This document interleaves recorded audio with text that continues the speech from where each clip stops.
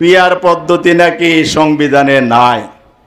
আপনারা তো সংবিধান চর্চা বেশি করেন, আমরা আপনাদেরকে সাধুবাদ জানাই, বিজ্ঞ মানুষ। আমি আপনাদেরকে সংবিধান খুলে পড়তে বলবো। সংবিধানের 119 নম্বর ধারার খ আর্টিকেলে সাব আর্টিকেলে বলা হয়েছে এই কমিশনের দায়িত্ব হচ্ছে জাতীয় সংসদ সদস্যদের নির্বাচন অনুষ্ঠান করা। সেখানে বলা নাই পিআর হবে, বলা নাই সেখানে বর্তমান ট্র্যাডিশনাল পদ্ধতি হবে, যেটাকে বলা হয় এফপিটিপি। এখন সিস্টেমটা হলো এফপিটিপি, অর্থাৎ বর্তমানে 300 আসনে আসন ভিত্তিক নির্বাচন হয়।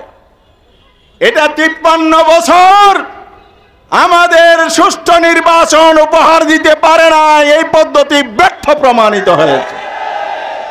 আর সুষ্ঠু নির্বাচনের জন্য হলো পিআর পদ্ধতি। তা আপনি কিভাবে সংবিধানে পিআর নাই বলেন? আপনি আমাকে বলান, দেখান 119 নম্বর ধারায় আপনাকে নির্বাচনের যে দায়িত্ব দেওয়া হয়েছে, যে সংবিধান আপনি শপথ নিয়েছেন, সেখানে পিআর পদ্ধতি নাই, মেনে নিলাম। আপনি যে পদ্ধতিতে রোডম্যাপ দিয়েছেন সেই পদ্ধতি কি আছে?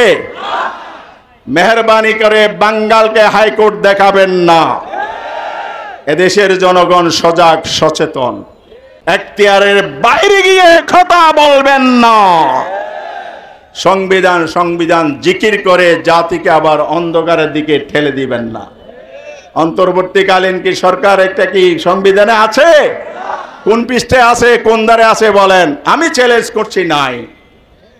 তাহলে আপনি তো সেই সরকারের নিযুক্ত নির্বাচন কমিশনার, কিসের সংবিধানের দোহাই দেন? আপনিও তো সাংবিধানিক পথে আসেন নাই।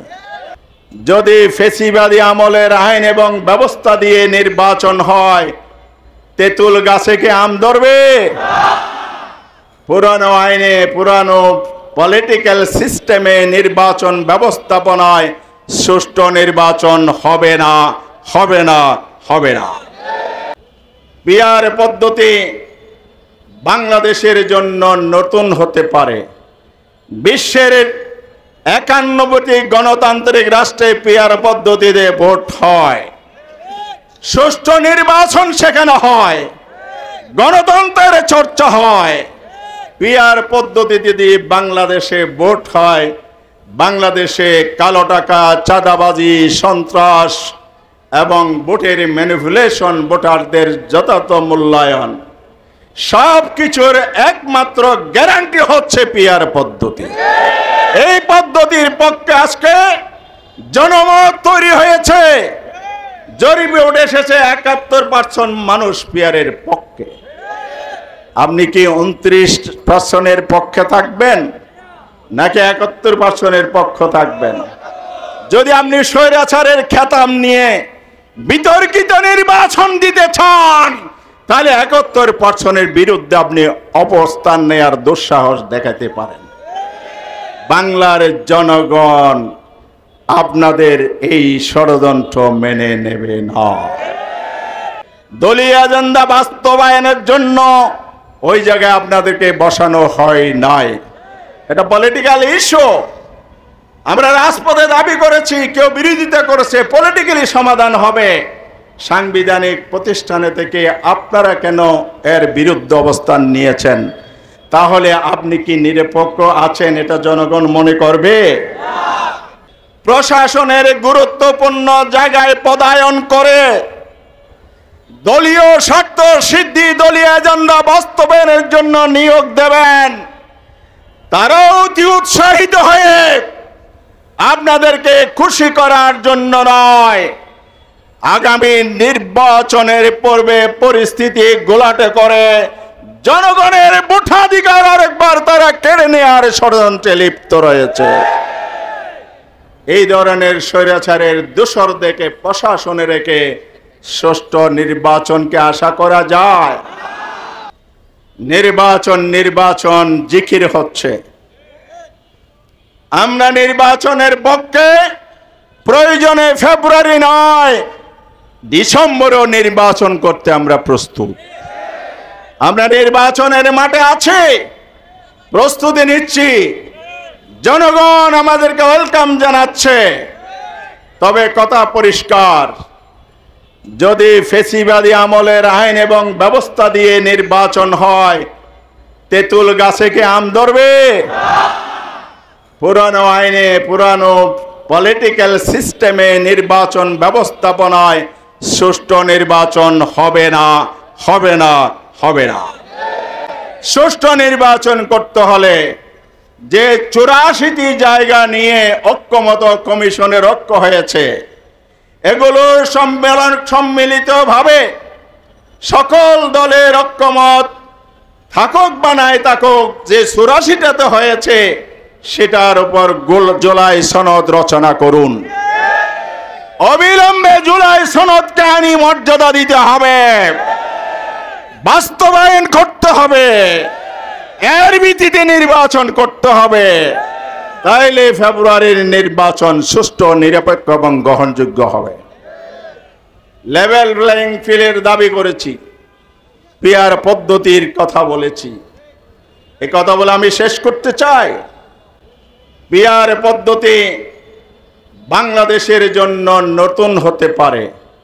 বিশ্বের 91টি গণতান্ত্রিক রাষ্ট্রে পিআর পদ্ধতিতে ভোট হয়, সুষ্ঠু নির্বাচন সেখানে হয়, গণতন্ত্রের চর্চা হয়।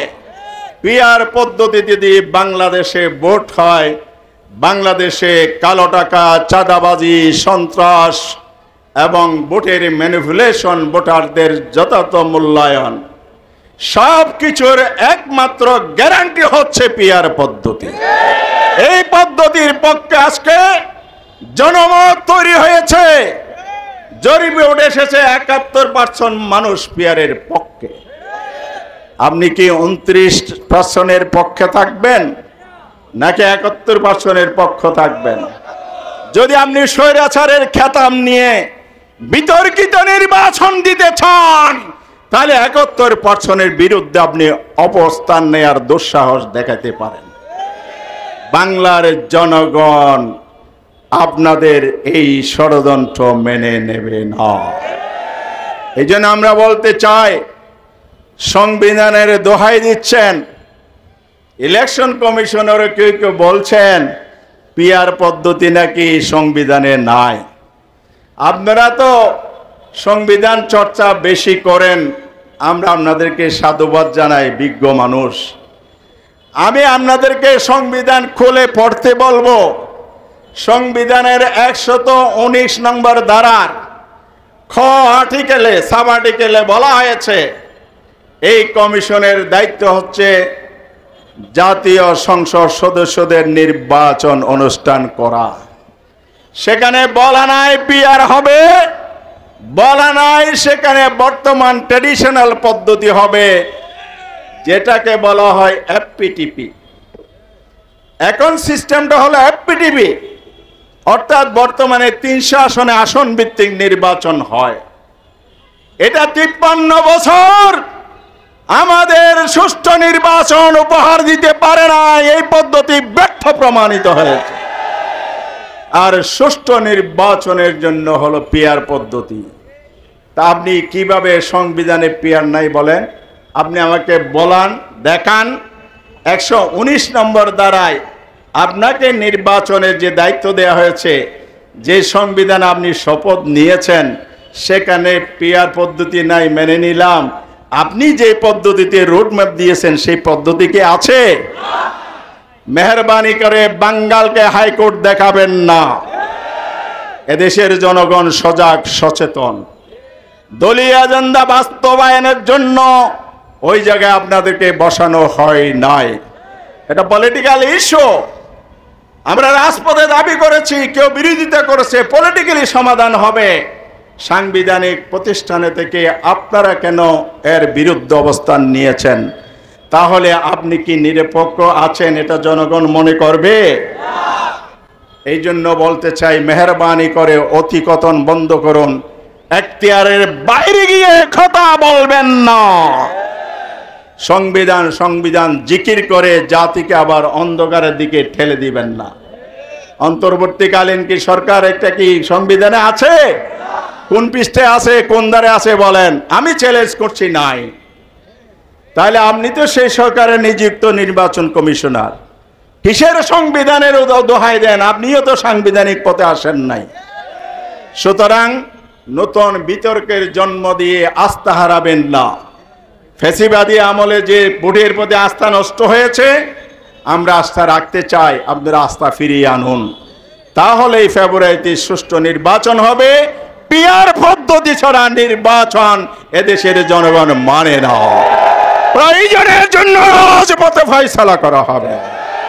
আসুন প্রিয় ভাইরা আমার, আজকের এই সমাবেশ থেকে যে বর্বরোচিত হামলা নুরুল হক নূর চালানো হয়েছে তার জন্য নিন্দা এবং দোষীদের গ্রেপ্তার এবং তাদের আইনের আওতায় এনে শাস্তি দেওয়ার জন্য দাবি জানিয়ে আগামী দিনের সংগ্রাম আন্দোলন যে আমরা করতে বাধ্য হচ্ছি অনেকটা, সেই জায়গায় জাতি ঐক্যের আহ্বান জানিয়ে কথা শেষ করছি।